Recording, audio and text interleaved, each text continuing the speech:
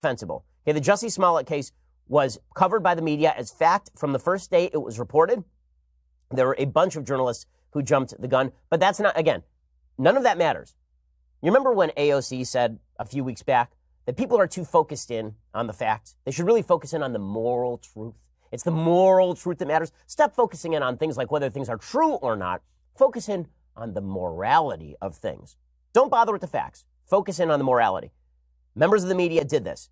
After this came out as a hoax, members of the media still defending their coverage by saying, well, the overall narrative, which is that things suck in America, that narrative is still true.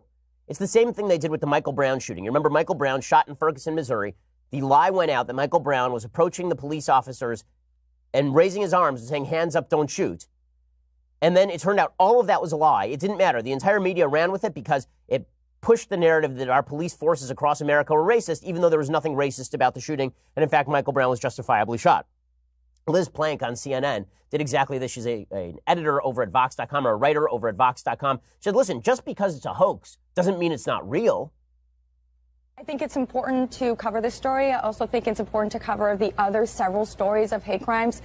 Not to say that this was a story of a hate crime, but that there are real hate crimes that happen in this country, and there's an increase in them against black people, against LGBTQ people, against Muslims. And the fact that one robbery was fake does not mean that robbery is not a problem. The fact that there is one false rape accusation does not mean that there's no rape. We have to cover these issues as trends and as patterns and not fall into the trap that because one story is not real, that the problem is not real. Okay, first of all, we're going to have to establish that there is, in fact, a trend of rise in hate crimes. For example, the ADL tried to release a report earlier this year saying there was a radical rise in anti-Jewish hate crimes. It turned out that report was deeply flawed. We are trying to establish the data. What's funny is that on that same panel, there was a host for a podcast called The Fifth Column, black guy, and he was saying we're still trying to establish whether these fact patterns exist. But Liz Plank then turned back to him and said, what do you know about hate crimes? I mean, it's unbelievable. The media have a narrative. America's filled with hate crimes because America's hateful. I also love how she lists out the groups who have been victimized by hate crimes. She says, we have to worry about increase of hate crimes against blacks and against Muslims and against LGBT people. I'll get to the actual stats on hate crimes in just a second, because it turns out there is one group of people who have been increasingly victimized by hate crimes, and it is none of those groups. It is none of those. I mean, those groups may have an increase. The major increase is not occurring among those groups. I'll explain where the major increase is occurring in just 1 second. But again, this backs a media narrative. The media narrative is that Jussie Smollett should have been covered exactly the way he was covered, that we on the right exaggerate how bad the media was in this case. First of all, the media were awful in this case. And Brian Stelter claims this wasn't about the media. Brian Stelter on CNN, of reliable sources, he says this story was not about the media botching it.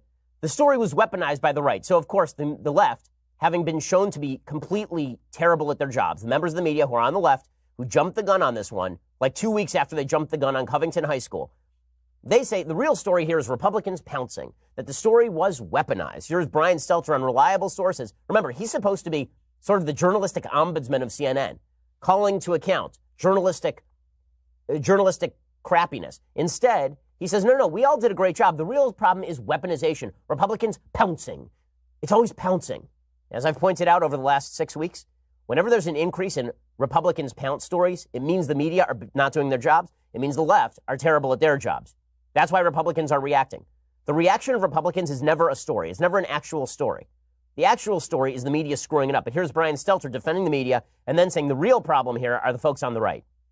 Strong, high-quality news organizations have tried to be very careful all along on this story. But because TMZ said just a few hours after the alleged attack that this was a Trump supporter attack and it has political connotations, like I said, it became partisan from day one. And when you're looking at those random websites all over the web spreading information, you can end up, I think, having this story was able to be weaponized in many different ways.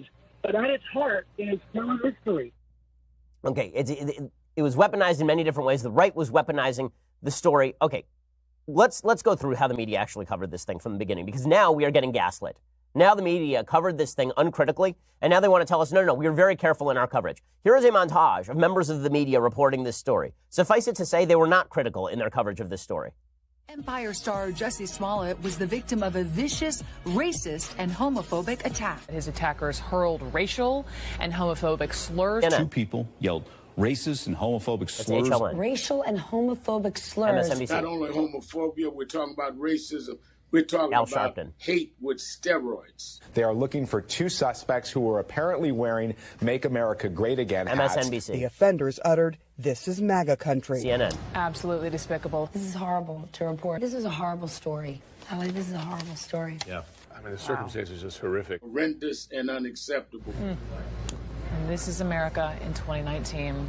Okay, it's courtesy of Grabian, and that would be Brooke Baldwin on CNN saying this is America in 2019. You know what America is in 2019? The media uncritically reporting a completely implausible story, and then when caught in their own garbage coverage, immediately turning around and saying, no, we didn't do anything wrong. It's that the right people, the people on the right, they keep weaponizing this thing. They keep pouncing. Caleb Howe has a great piece over at Mediaite pointing out Newsweek writers, the senior reporter at the Daily Beast, Kevin Fallon.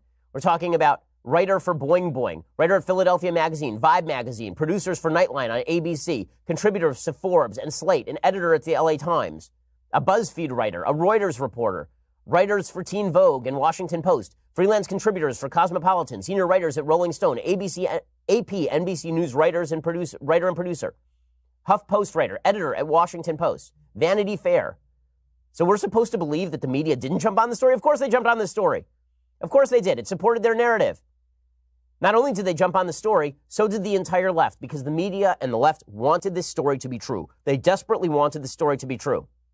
It's so funny. Folks on the left will say things like, the entire right bought into Pizzagate, or the entire right bought into the Barack Obama birtherism hoax.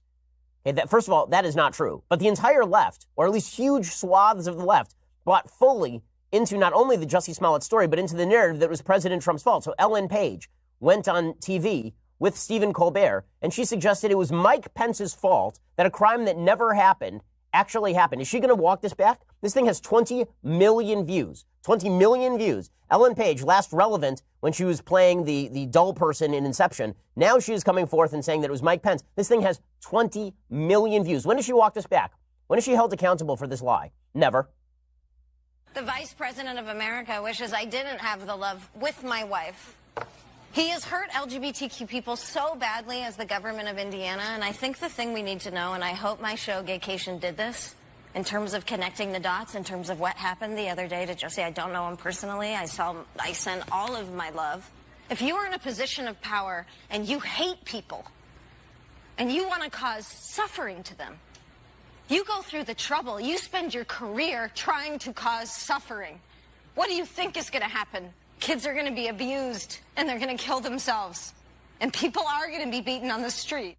Okay, I'm sorry, this is disgusting.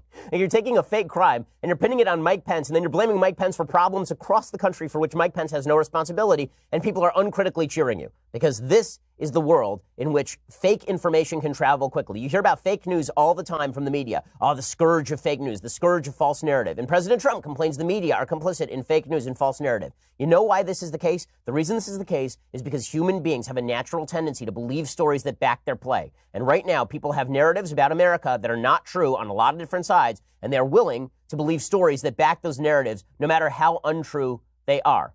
There's a fascinating piece in the Washington Post today by a person named Nana Efua Mumford, who's executive assistant to the Washington Post editorial board. The title of the piece is, "I doubted Jussie Smollett. It breaks my heart that I might be right." Why would it break your heart when it turns out that a hate crime is false? That should make you happy. It means that a hate crime did not occur.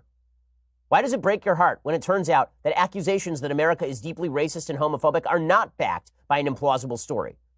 Shouldn't that make you happy? Like if it turned out that somebody accused somebody of an anti-Jewish hate crime, and it turned out not to be true, I'd be like, great, because America's not an anti-Semitic country. But for folks on the left, if the story backs their play and it turns out the story is false, that's really bad because then it doesn't back their play. I'll tell you what this column is. She sad?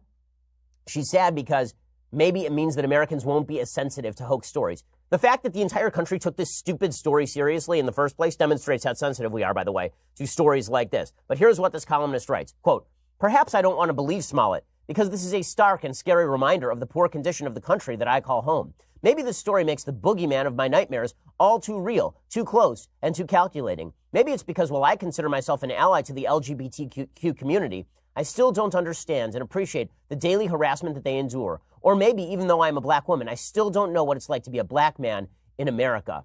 She says, if Smollett's story is found to be untrue, it will cause irreparable damage to the communities most affected. Oh, as opposed to if it were true, then we would be able to slander the entire white community in America and the Trump-supporting community in America as a bunch of racist bigots.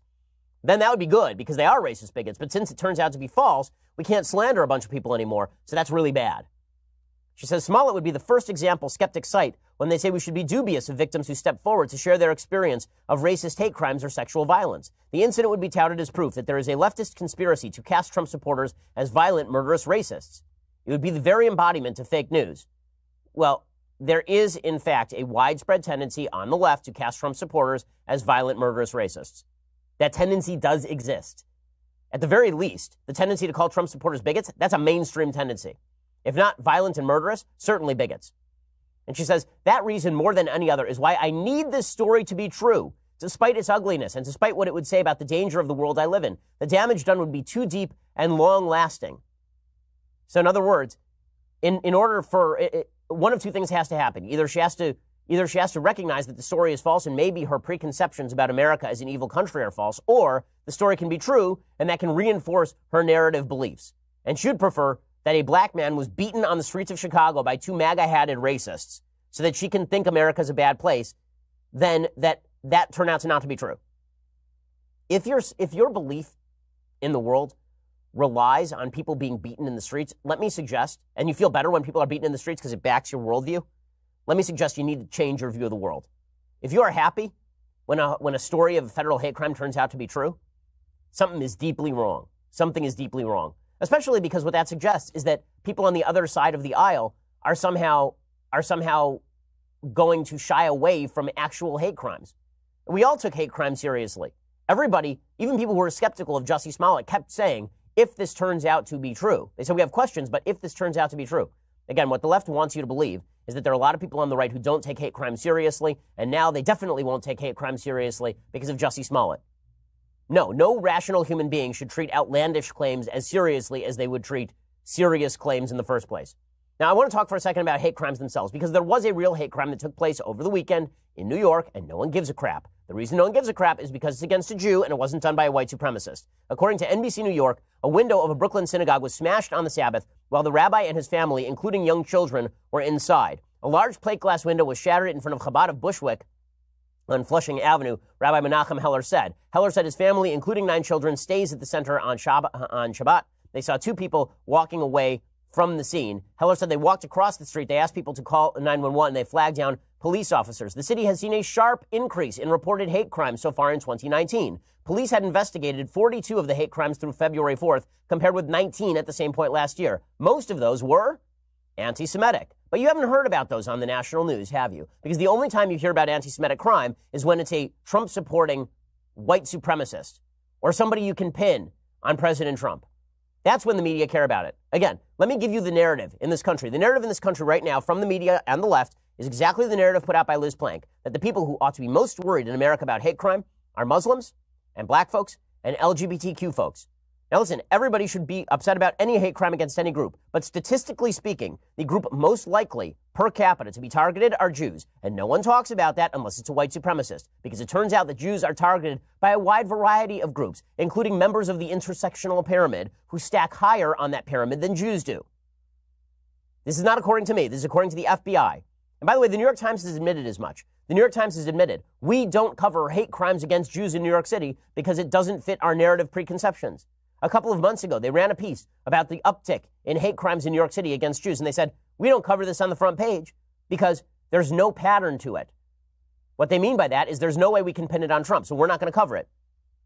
Here are the FBI statistics from 2017 on federally reported hate crimes.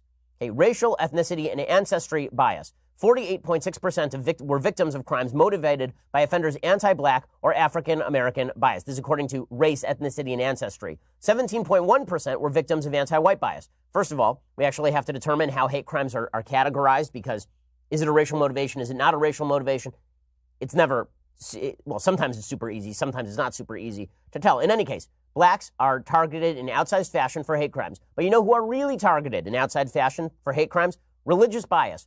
Of the 1,749 victims of anti-religious hate crimes, 58.1% were victims of crimes motivated by their offenders' anti-Jewish bias. 18.6% were victims of anti-Islamic Muslim bias. 4.3% were victims of anti-Catholic bias. So if you're going to look at actual hate crime statistics, what you would find is that Jews are disproportionately targeted more than any other group per capita. More than any other group per capita, except for perhaps gay people. It's very close between the two groups. The point that I'm making here is that America is a wildly philo-Semitic country. Thank God there are not that many hate crimes per capita in the United States. And yet we are supposed to be told that America is a deeply hateful, terrible place, and Jussie Smollett shows it. So when Jussie Smollett turns out to be false, everybody is sad on the left. And Jews are targeted in this country at about the same per capita rate that gay people are targeted in this country. Maybe higher. And you know what? This is not an anti-Semitic country. It's not an anti-gay country. This is a magnificent country. It's a really tolerant